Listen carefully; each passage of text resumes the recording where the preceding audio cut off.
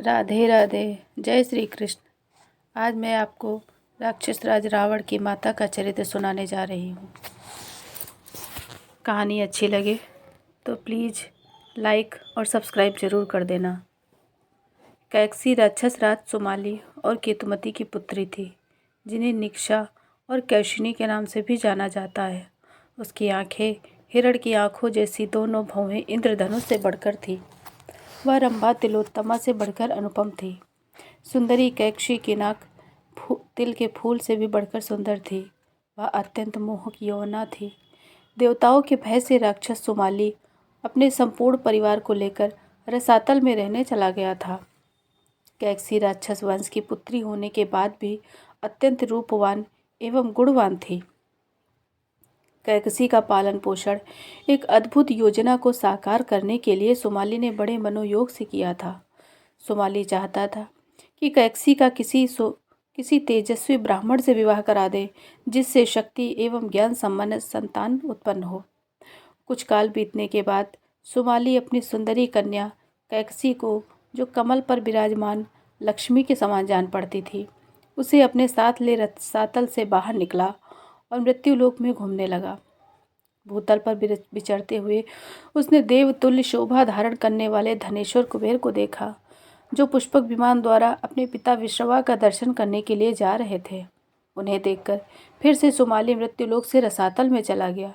सुमाली बड़ा बुद्धिमान था। वह सोचने लगा, क्या करने से हम राक्षसों का भला होगा, कैसे हम लोग उन्नति कर सकेंगे। ऐसा विचार करके उसने अपनी पुत्री कैकसी से कहा, बेटी, अब तुम्हारे विवाह का समय आ गया है, क्योंकि इस समय तुम्हारी युवावस्था बीत रही है। इसी अवस्था में विवाह हो जाना चाहिए।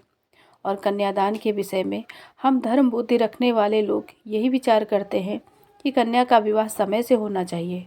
तुम तो साक्षात लक्ष्मी के समान हो, सर्वगुण संपन्न हो, अतः तुम्हारा वर भी सर्वथा तुम्हारे योग्य ही होना चाहिए।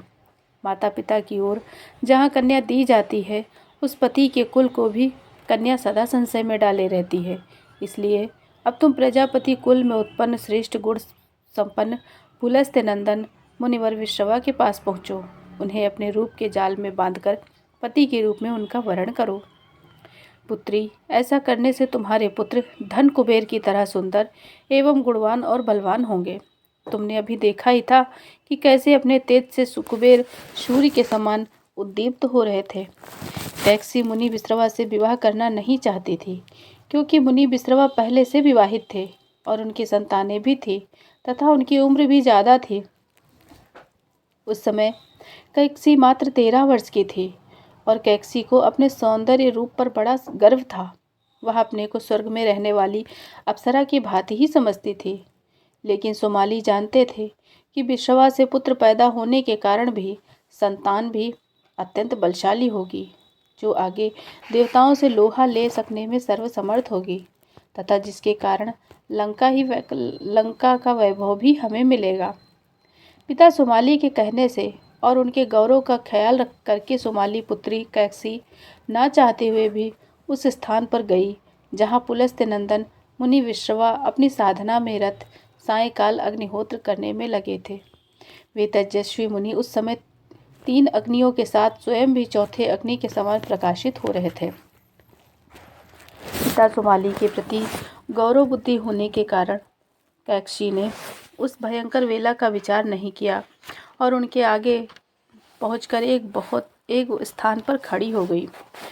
विश्रवा का रूप देखने से उत्पन्न लज्जा के कारण कैकसी का शरीर नीचे की ओर झुक रहा था। कैकसी अपने रूप लावण्य से समीप में पड़े हुए पल्लवों को लिप्त कर रही थी तथा श्वासोच्छ्वास की सुगंधि से आकृष्ट मदोन्मत्त श्रमणों के समूह को वन को आकुलित कर रही थी। कैकसी मानव स्त्रीत्व की परम सृष्टि थी। पिता के गौरव बुद्धि होने के कारण कैकसी ने उस भयंकर बेला में कोई विचार नहीं किया और निकट जाकर उनके चरणों पर दृष्टि लगाए नीचा मुंह किए सामने खड़ी हो गई। वह भामिनी अपने पैर के अंगूठे से बारंबार धरती पर रेखा खींचने लगी।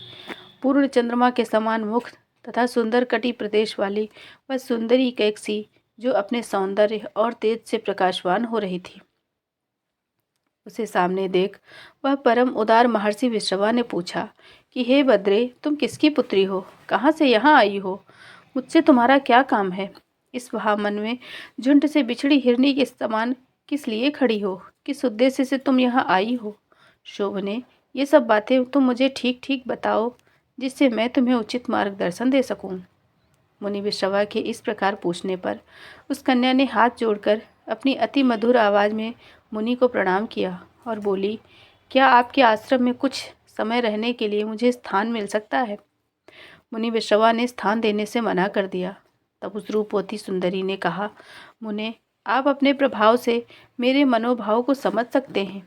मैं यहाँ किस लिए आई हूँ और आपसे क्या चाहती हूँ।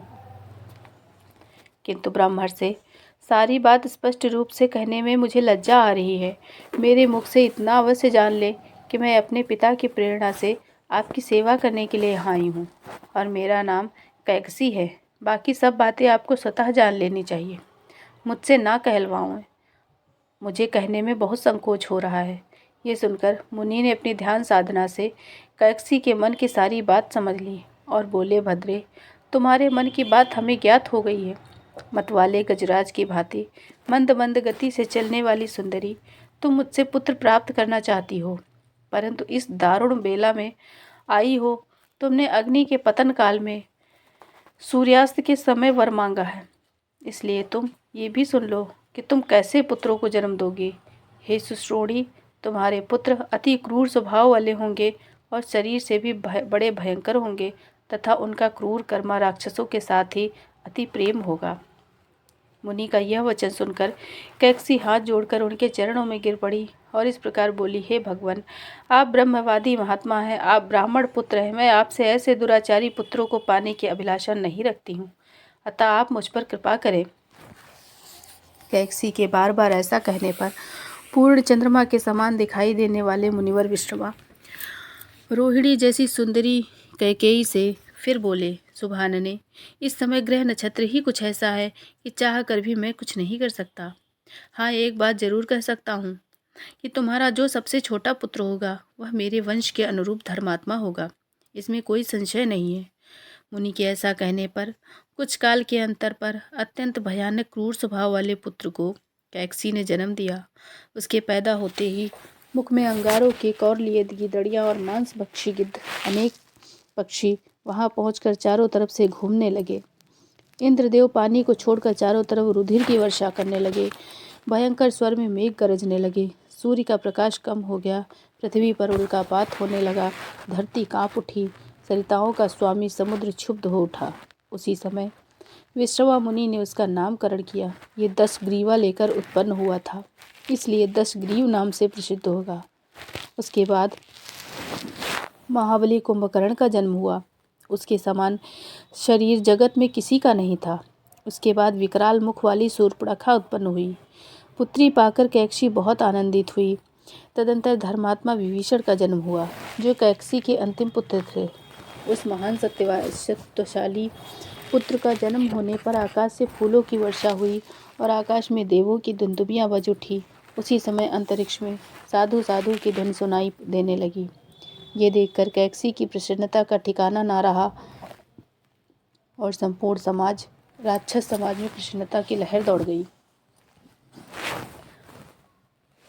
कुछ काल बीतने पर धन के स्वामी कुबेर पुष्पक विमान पर बैठकर अपने पिता विश्रवा के दर्शन के लिए वहां आए।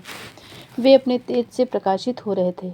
उन्हें देखकर कैकसी अपने पुत्र दशग्रीव के पास आई और इस प्रकार बोली, बेटा, अपने भाई वैश्रवण की ओर तो देखो, वे कैसे तेजस्वी जान पड़ते हैं, कैसी प्रतिभा है। ये तुम्हारे ही भाई हैं। भाई होने के नाते तुम्हें भी इन्हीं के समान तेजस्वी होना चाहिए, परंतु तुम अपनी अवस्था तो देखो कैसी है। अमित पराक्रमी दशग्रीव, मेरे पुत्र, तुम भी ऐसा कोई सफल प्रयत्न करो जिससे वैश्रवण की भांति तेज और वैभव संपन्न हो जाओ, तो हमें बहुत प्रसन्नता होगी। माता की यह बात सुनकर प्रतापी दशग्रीव को अनुपम ग्लानि हुई। उसने तुरंत प्रतिज्ञा की, माँ, अब तुम अपने हृदय की चिंता छोड़ दो और परेशान मत हो। मैं तुमसे सच्ची प्रतिज्ञा पूर्वक कहता हूँ कि अपने पराक्रम से भाई कुबेर के समान या उनसे बढ़कर हो जाऊंगा। उसी समय आवेश में आकर भाइयों सहित अपना अभीष्ट सिद्ध करने के लिए गोकर्ण के पवित्र आश्रम पर दशग्रीव गया। प्रभु श्री राम की वानर सेना से जब लंका के सारे महाबली मारे गए और लंका नगरी सूनी हो गई, तब रावण ने कहा, अब मृत्यु का भय त्याग कर स्वयं ही युद्ध करना होगा। समझ में नहीं आता कि युद्ध के लिए किसको भेजूं। उसकी 20 आंखों से आंसू गिरने लगे।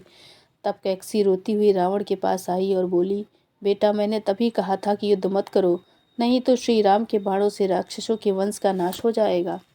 लेकिन तुमने हमारी कोई बात नहीं सुनी। मैंने कितने प्रकार से तुम्हें समझाया कि सीता जी को लौटा दो, लेकिन तुम्हारे समझ में कुछ नहीं आया। अब तुम स्वयं लंका सहित बचाने के लिए मेरा परामर्श सुनो। जब तुम दिग्विजय प्राप्त करने के लिए निकलकर पाताल लोक के अंदर गए थे, तब वहीं पर ब्रह्मा जी के वर से तुम्हें 2 सुंदर पुत्र की प्राप्ति हुई थी। उसमें महिरावण महातेज युक्त पराक्रमी पुत्र हैं। आज वह पाताल लोक का राजा है। उसके रहते हुए तुम्हारी लंका कैसे नष्ट हो सकती है? उसके पास बड़ी सेना है और अव्याहत माया भी है, जिससे वह सर्वत्र आ जा सकता है। रावण वही इस समय तुम्हारी सहायता कर सकता है। तुम उसी महिरावण के पास अपना संदेश भेजकर उसे यहाँ बुलाकर लंका की वर्तमान स्थिति से अवगत कराओ। मैं वचन देती हूँ कि वह अवश्य तुम्हारी मदद करेगा। कहानी अच्छी लगी हो तो वीडियो को सब्सक्राइब ज़रूर करिएगा। राधे राधे। जय श्री कृष्ण।